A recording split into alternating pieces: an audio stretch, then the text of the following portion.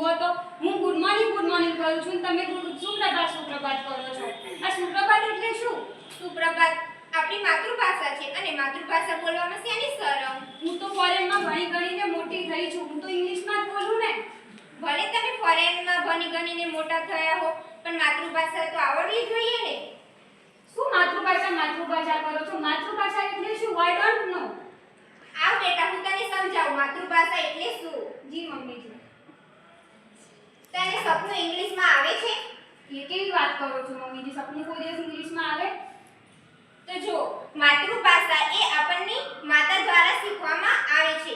માતૃભાષા એટલે માતા દ્વારા બોલાયેલું અને માતાના મુખેથી નીકળેલું માતૃભાષા. તેને આપણે માતૃભાષા કહીએ છીએ.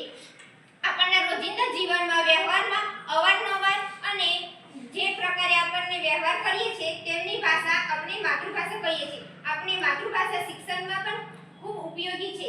શિક્ષણ માધ્યમ આપણને વિજ્ઞાન, સામાજિક વિજ્ઞાન અને ગણિત જેવા વિષયોમાં પણ માતૃભાષાનો ઉપયોગ કરી આપણને આગળ વધીએ છીએ. આ રીતે જ આપણને રવિન્દ્રનાથ ટાગોરે પણ માતૃભાષામાં માતાના દૂધ જોડે આપણને સરખાવી છે.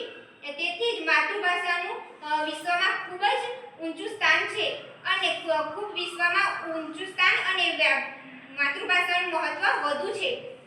આથી તો આપણને બાળકોને સ્કૂલમાં કક્કો શીખવા મોકલીએ છીએ ગુજરાતી માતૃભાષામાં, પરંતુ તેમને માતૃભાષા શીખવવાનું કોઈ મતલબ જ નથી, કારણ કે માતૃભાષા બાળકોને તેના કુખમાંથી જ મળે છે.